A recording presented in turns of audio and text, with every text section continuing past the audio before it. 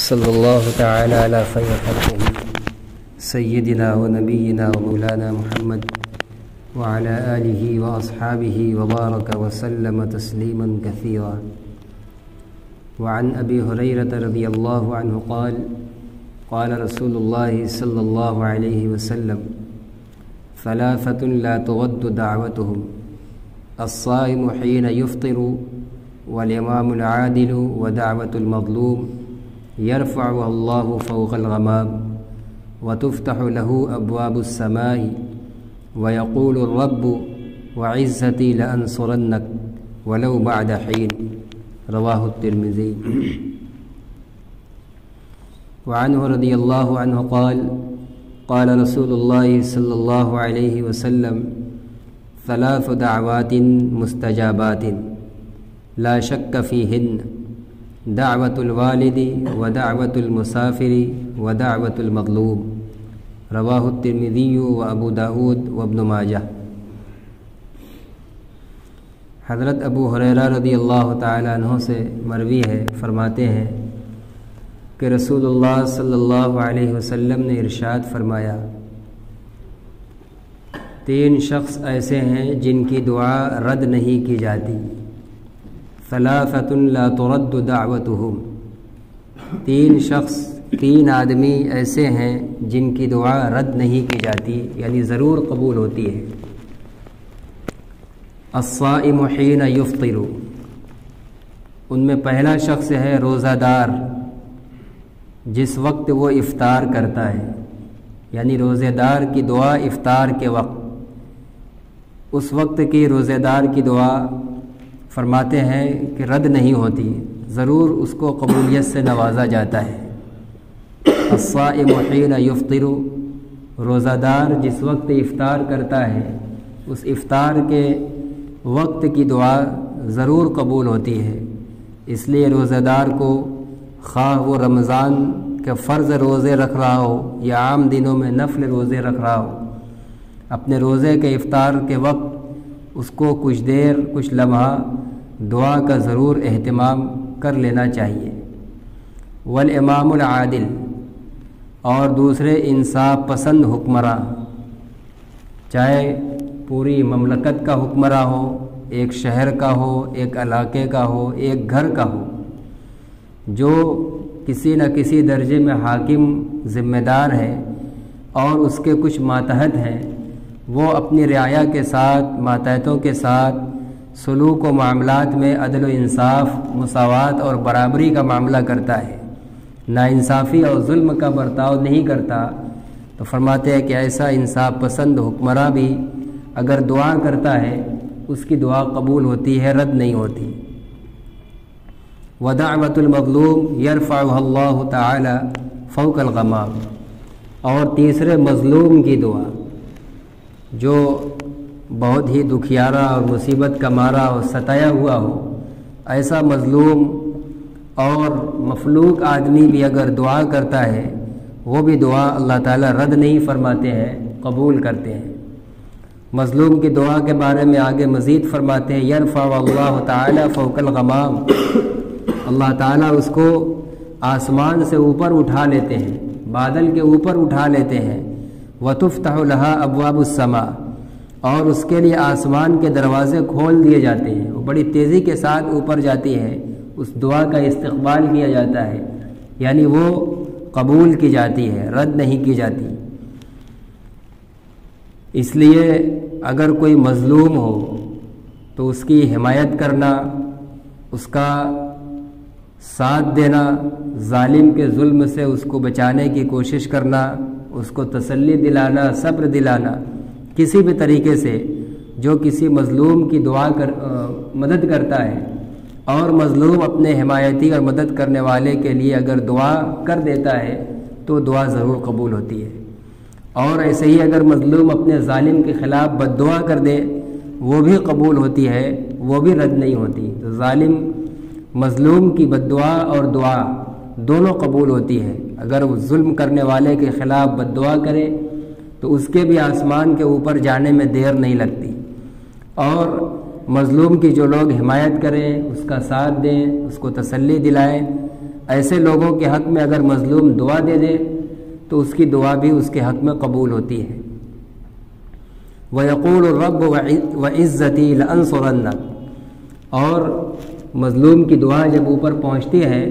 تو اللہ تبارک و تعالی فرماتے ہیں میری عزت و جلال کی قسم میں ضرور بھی ضرور تمہاری مدد کروں گا،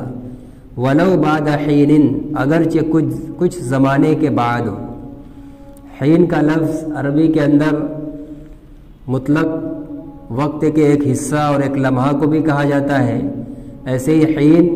6 مہینے کے زمانے کو بھی کہا جاتا ہے، اور حین 40 سال کے زمانے کو بھی کہا جاتا ہے۔ تو ہو سکتا ہے کہ اللہ تعالیٰ اس مظلوم کی دعا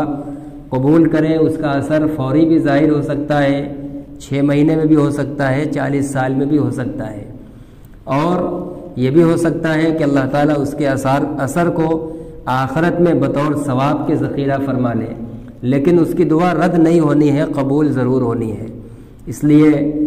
بعض احادیث کے اندر فرمایا گیا اتق دعوت المظلوم، کہ مظلوم کی بد دعا سے بچو، اگر اس نے ظالم کے خلاف بد دعا کر دی تو اس کے آسمان سے اوپر پہنچنے میں تاخیر نہیں ہوتی ہے۔ اگلی روایت ابو ہریرہ رضی اللہ تعالیٰ عنہ کی ہی ہے، اس کے اندر بھی 3 شخصوں کی دعا کی قبولیت کے بارے میں فرمایا گیا ہے۔ فرماتے ہیں کہ رسول اللہ صلی اللہ علیہ وسلم نے فرمایا 3 دعوات مستجابات، 3 دعائیں ایسی ہیں جو قبول کی جاتی ہیں۔ 3 دعوات مستجابات لا شک فیہن، 3 مقبول و مستجاب دعائیں ایسی ہیں جن کی قبولیت کے بارے میں کوئی شک نہیں ہے، یقینی طور پر وہ قبول ہوتی ہیں۔ دعوت الوالد، والد کی دعا اپنے اولاد کے حق میں، یا اگر اولاد نافرمان ہے تو بد دعا، اولاد کے حق میں دعا یا اولاد کے خلاف بد دعا، یہ اس کی قبولیت کے اندر کوئی شک و شبہ نہیں ہے۔ یہ حدیث میں صرف والد کا تذکرہ ہے، اس کی شرح میں محدثین نے لکھا ہے کہ جب والد کی دعا کے بارے میں یہ فرمایا گیا کہ اس کی دعا ضرور قبول ہوتی ہے تو اس سے یہ خود بخود سمجھ میں آ گیا کہ والد کے مقابلے میں والدہ چونکہ زیادہ شفیق، مہربان اور نرم دل ہوتی ہے تو اس کی دعا تو بدرجہ اولیٰ قبول ہوگی۔ یہ مطلب نہیں ہے کہ والدہ کی دعا قبول نہیں ہوگی، والد اور والدہ دونوں کی دعا اپنی اولاد کے حق میں ضرور قبول ہوتی ہے۔ ودعوت المسافر، اور مسافر کی دعا، مسافر سفر کی حالت میں چاہے وہ اپنے لیے دعا کرے، کسی کے لیے دعا کرے، وہ اللہ تعالیٰ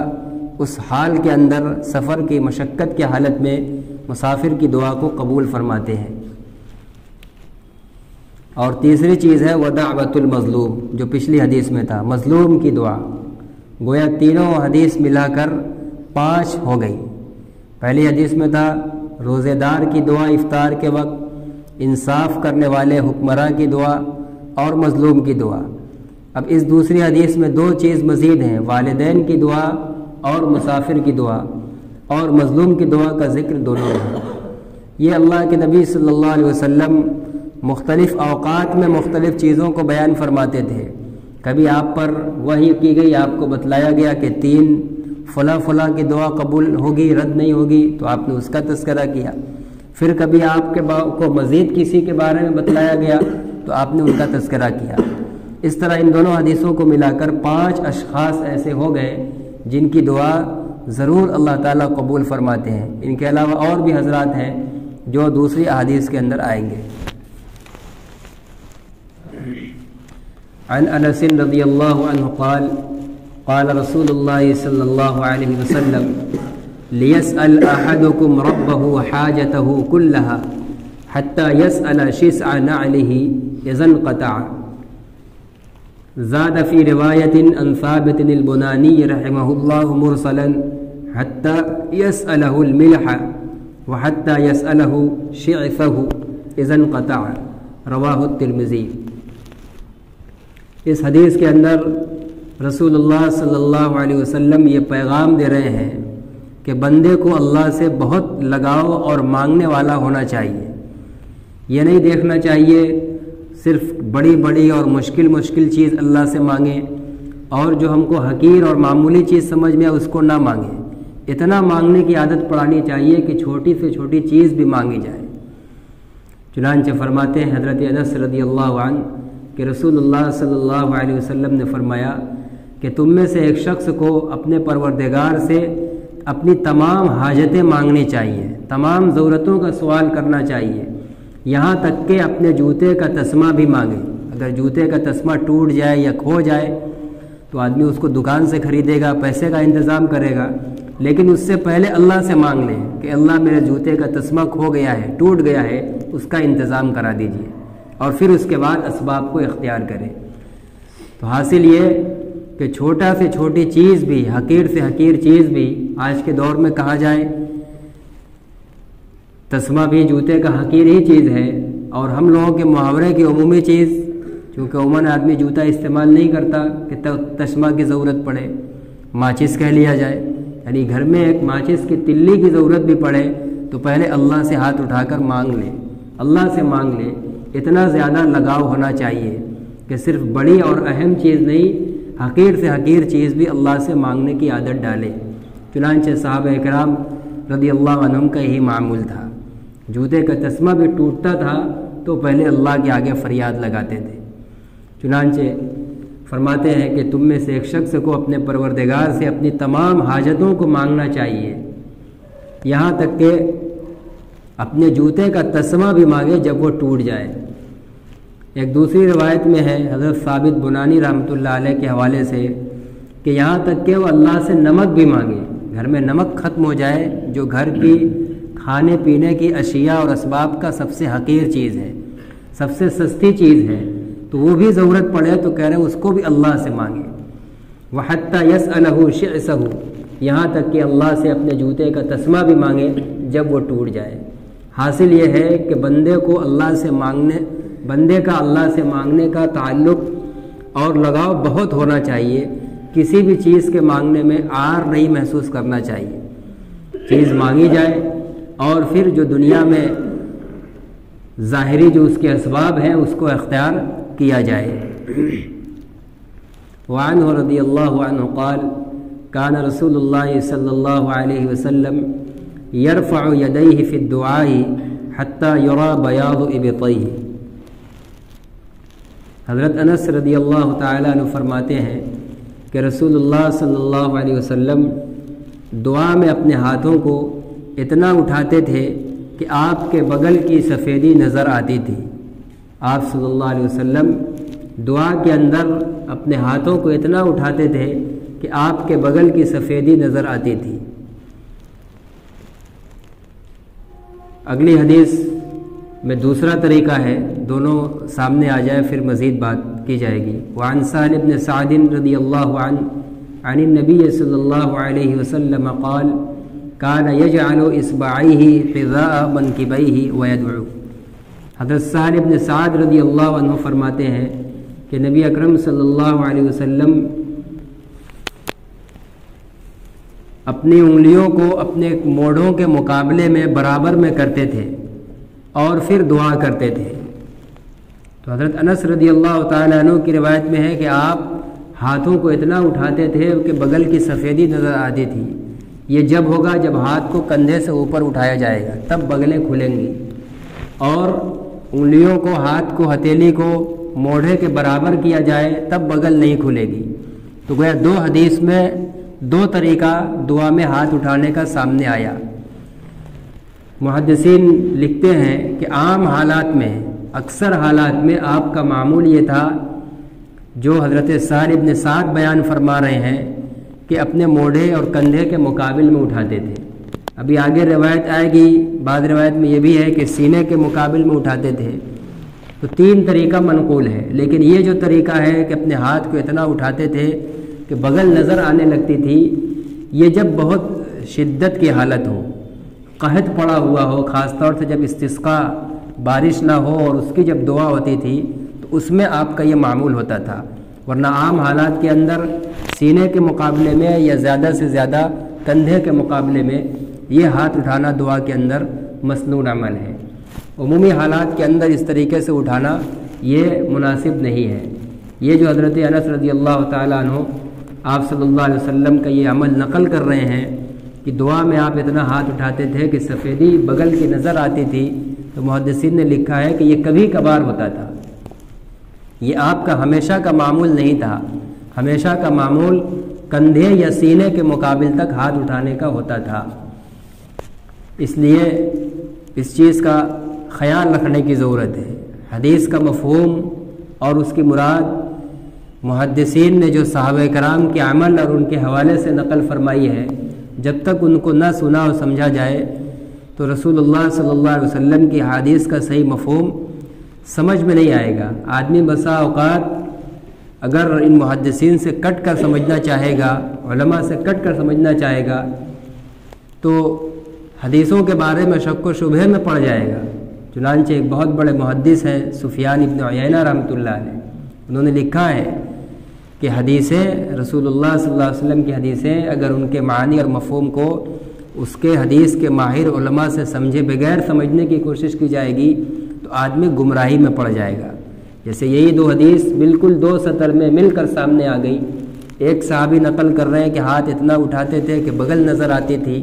اور دوسرے نقل کر رہے ہیں کہ موڑھے کے مقابل آپ کی ہتھیلیاں اور انگلیاں ہوتی تھیں،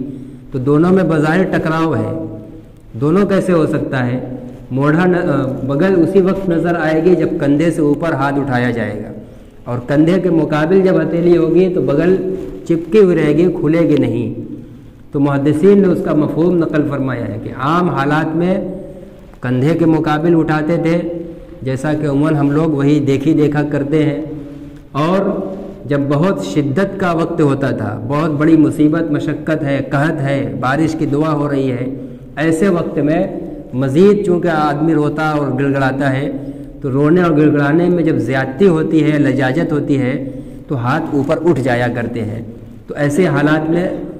کندھے سے اوپر بھی اٹھانا کہ بغل نظر آنے لگے، اتنا بھی اٹھانا جائز ہے، عام حالات کے اندر نہیں بلکہ خاص حالات میں۔ وعن السائب ابن يزيد عن أبيه رضي الله عنه أن النبي صلى الله عليه وسلم كان إذا دعا فرفع يديه مسح وجهه بيديه۔ حضرت سائب ابن یزید نقل کرتے اپنے والد سے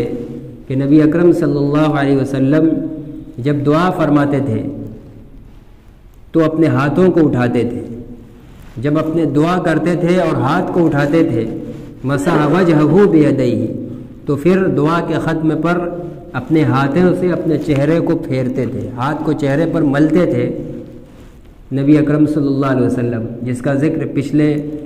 احادیث کے اندر بھی پچھلے ہفتوں میں آ چکا ہے کہ دعا کے آداب میں سے یہ ہے، مسنون ہے کہ دعا جب ختم کرے تو اپنے ہاتھ اس کے اوپر جو برکتیں آئی ہیں اس کو تبرک سمجھتے ہوئے اپنے چہرے پر اس کو پھیرے اور ملے۔ وعن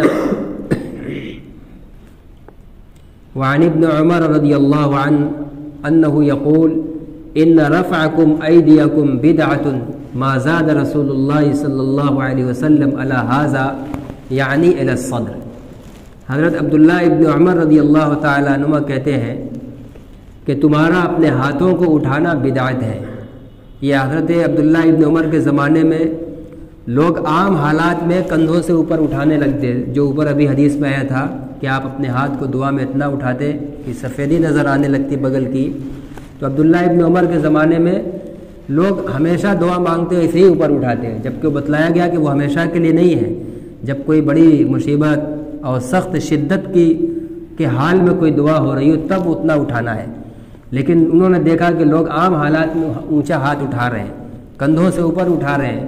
تو انہوں نے فرمایا کہ تمہارا اپنے ہاتھوں کو اس طرح ہمیشہ اٹھانا یہ بدعت ہے، یعنی سنت کے خلاف ہے، یہ آپ کا معمول یہ نہیں تھا۔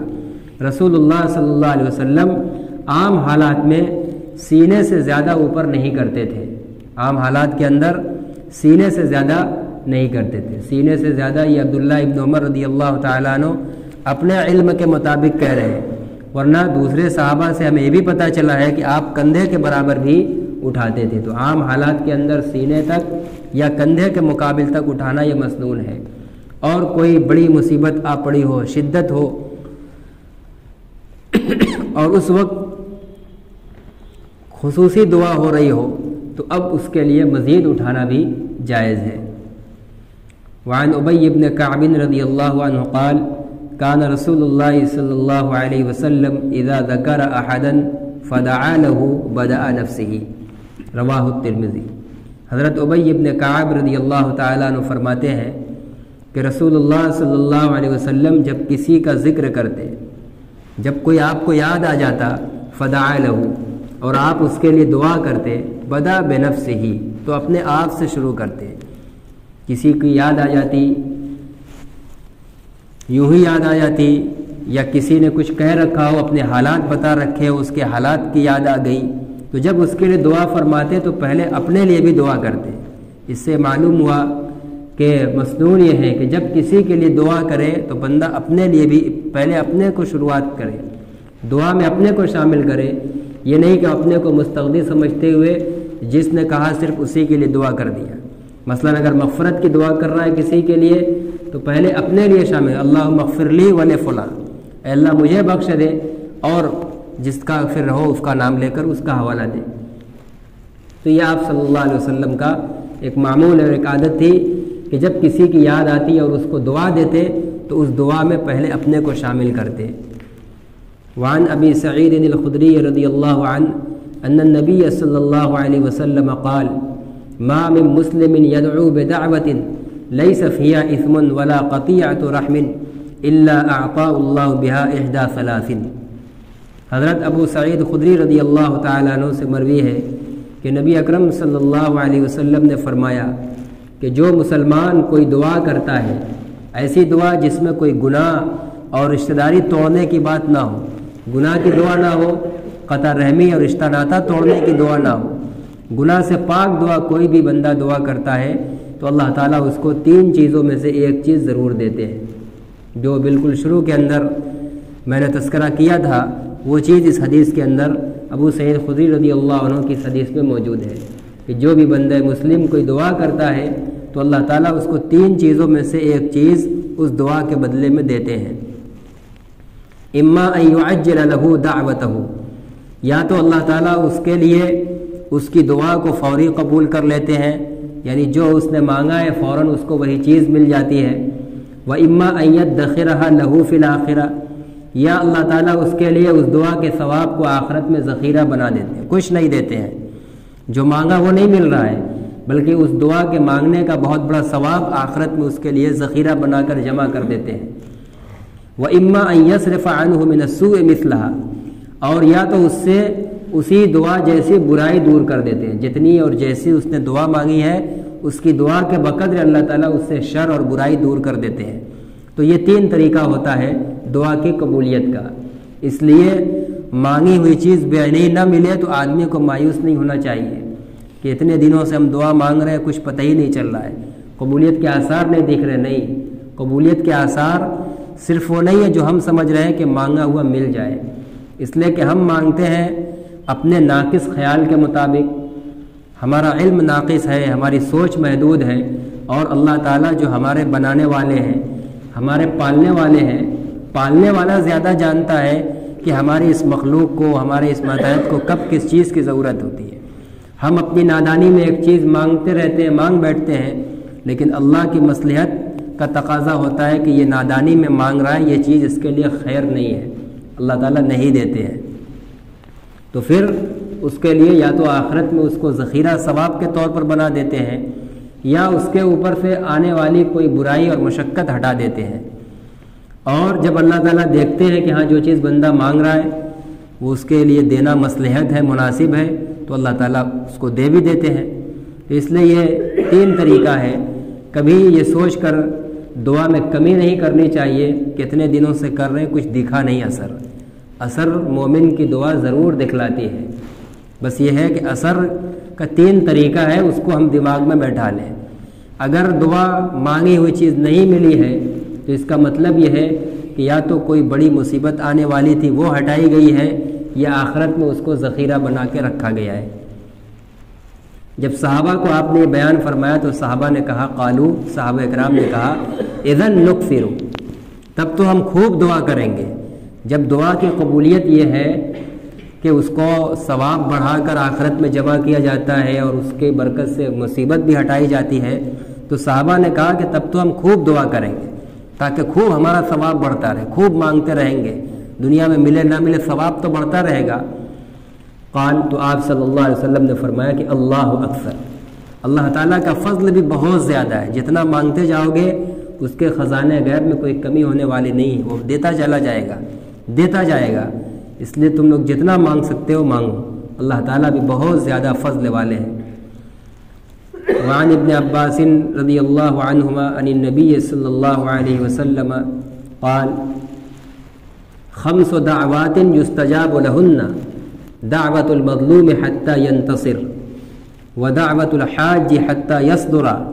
ودعوت المجاہد حتی یفقد ودعوت المریض حتی یبرأ ودعوت الاخی لأخیہ بظہر الغیب ثم قال وأسرع هذه الدعوات إجابة دعوة الأخ بظهر الغيب رواہ البیہقی فی الدعوات الکبیر۔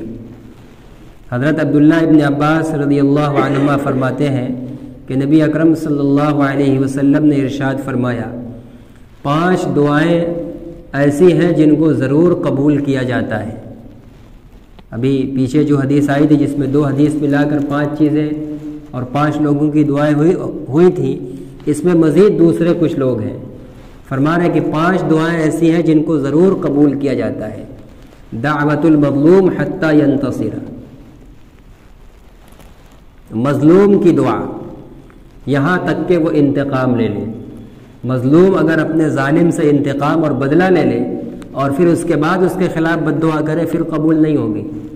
انتقام نہ لے، صبر کر جائے اور پھر اس کے منہ سے بد دعا نکل جائے تو وہ بد دعا ضرور قبول ہوگی۔ تو فرما رہے ہیں کہ مظلوم کی بد دعا یہاں تک کہ وہ انتقام لے لے،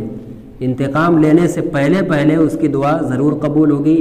انتقام لینے کے بعد اب ظالم کے خلاف اگر بد دعا کرے گا تو وہ قبول نہیں ہوگی۔ تو اس میں مظلومین کے لیے بہت بڑی تسلی ہے کہ انتقام کا موقع نہ ملے تو مایوس نہیں ہونا چاہیے، طاق میں نہیں رہنا چاہیے۔ بہت بڑے مواقع ہیں کہ اگر آپ کے منہ سے، مظلوم کے منہ سے ظالم کے خلاف بد دعا نکل گئی یا اس مظلوم کی حالت میں کوئی اپنے لیے خیر کی دعا کر لی، اپنے کسی مددگار کے لیے دعا کر دی، سب قبول ہوگی۔ تو یہ مظلوم کی دعا، تو اس کا ذکر پیچھے بھی گزر چکا تھا۔ آگے دوسری چیز ہے ودعوت الحاج حتی یصدر،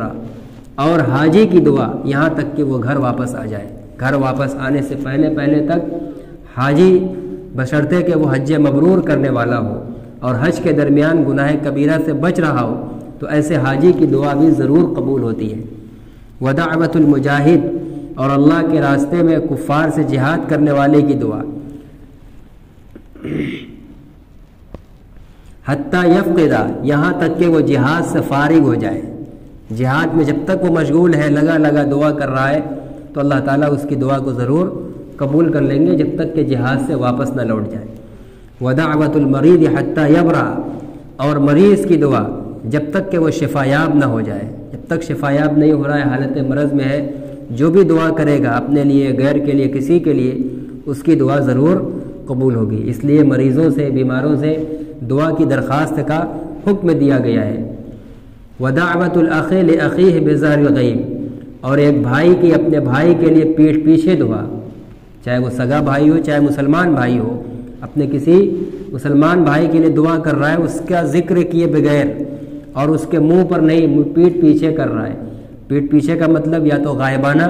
یا سامنے موجود ہے تو زبان سے، آواز سے نہیں کر رہا ہے، دل میں اس کے لیے دعا کر رہا ہے۔ تو کہہ رہے یہ دعا بھی جو ایک بھائی کی دوسرے بھائی کے لیے غائبانہ ہو، اس کے اطلاع کے بغیر ہو، وہ دعا بھی ضرور قبول ہوتی ہے۔ پھر آپ صلی اللہ علیہ وسلم نے فرمایا کہ یہ دعا 5 قبول ہوتی ہیں، لیکن ان میں بھی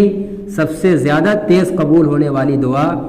بھائی کی دعا ہے، بھائی کے لیے جو پیٹھ پیچھے ہو۔ ایک بھائی اپنے بھائی کے حق میں پیٹھ پیچھے دعا کرے، اس کی اطلاع کے بغیر کرے، تو فرما رہے ہیں کہ یہ تمام دعاؤں میں سب سے تیز قبول ہوتی ہے۔ اس لیے ہم سب کو اپنے بھائیوں کے لیے، چاہے کوئی خاص متعین ہو، مسلمان بھائی، رشتے کا بھائی، اس کا کوئی حال ہو، کوئی ضرورت ہو، اس کی دعا کرنا،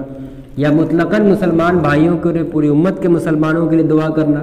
کسی کو پتہ بھی نہ ہو کہ ہمارے لیے کوئی دعا کر رہا ہے اور ہم اس کے لیے دعا کیے جا رہے ہیں۔ اس کا ذکر پیچھے حدیث میں آیا تھا کہ جب کوئی اپنے بھائی کے لیے پیٹھ پیچھے دعا کرتا ہے تو فرشتہ اس کو آمین کہتا ہے اور پھر یہ دعا دیتا ہے کہ یہ چیز جو تم اپنے بھائی کے لیے مانگ رہے ہو تم کو بھی ملے۔